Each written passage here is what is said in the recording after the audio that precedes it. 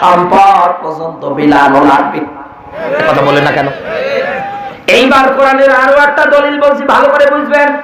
আল্লাহ পাক বলেন, ইন্নাল্লাহা আশতারা মিনাল মুমিনিনা আনফুসাহুম ওয়া আমওয়ালাহুম বিআন্না লাহুমুল জান্নাহ। বলেন আল্লাহু আকবার।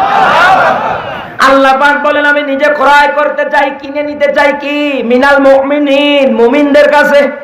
কি কিনতে চাই? আনফুসাহুম ওয়া আমওয়ালাহুম। এক নম্বরে আমি তাদের কাছে ক্রয় করতে চাই, কিনে নিতে চাই।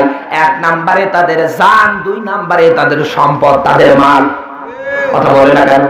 তাহলে আমি যে আলে ইমরানের 134 নম্বর আয়াতটার প্রথম অংশে যে তেলাওয়াত করলাম, আল্লাযিনা ইউনফিকুনা ফিস সাররাই ওয়াদ দাররা, তারা সচ্ছল থাক অসচ্ছল থাক, তারা আমার রাস্তায় খরচ করবে, ব্যয় করবে।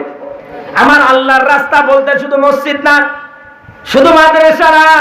আরে ভাই, এই সমাজের মধ্যে যদি দিন প্রতিষ্ঠিত না হয়, ইসলাম যদি না থাকে, এই দেশে দাদা বাবুর মতো হয়ে যাবে। এই দেশে মসজিদ থাকবে না। এই কথা বলে না কেন? এই দেশে মাদ্রাসা থাকবে? আমাদের বাচ্চাগুলো কোরআন পড়তে পারবে না? আপনি পাবেন না। আল্লাহর জমিনে আল্লাহর দ্বীনটাকে, ইসলামটাকে যখন আপনি প্রতিষ্ঠিত করবেন, দেখবেন এই বাংলাদেশটা এখন যেমন যত পৃথিবীতে 228টা রাষ্ট্র আছে, এই 28টা রাষ্ট্রের মধ্যে বাংলাদেশ মসজিদের সংখ্যা দিয়ে 3 নাম্বার সিরিয়ালে আছে। দিনের জীবন ব্যবস্থাটা যদি না থাকে, ইসলাম যদি না থাকে, তাহলে আপনি কিন্তু এই মসজিদের সংখ্যা দিয়ে 3 নাম্বারে থাকতে পারতেন না। কথা বলে না কেন? আল্লাহ পাক বলেন, আমি ক্রয় করতে চাই, কিনে নিতে চাই। কাদের কাছে? মিনাল মুমিনিন। কি কিনতে চাই? তাদের জান এবং মাল। বিনিময় আল্লাহ পাক আপনাকে দিতে চেয়েছে বিআন্না লাহুমুল জান্নাহ। যেহেতু বান্দারা দুনিয়ায় লাভ ছাড়া কোনো কিছু করতে চায় না, আমার আল্লাহ পাক জানাতে চায়, দুনিয়ায় কেউ মন খারাপ করুক, রাগ করুক, এমনটা যেন না হয়।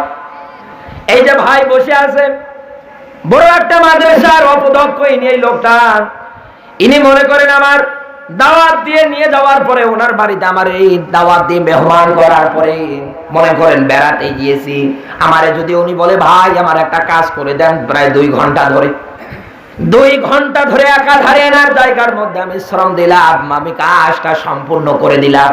ও নাটোরবাসী, 2 ঘন্টা শ্রম দিতে গিয়ে আমার মাথার থেকে পায়ে পর্যন্ত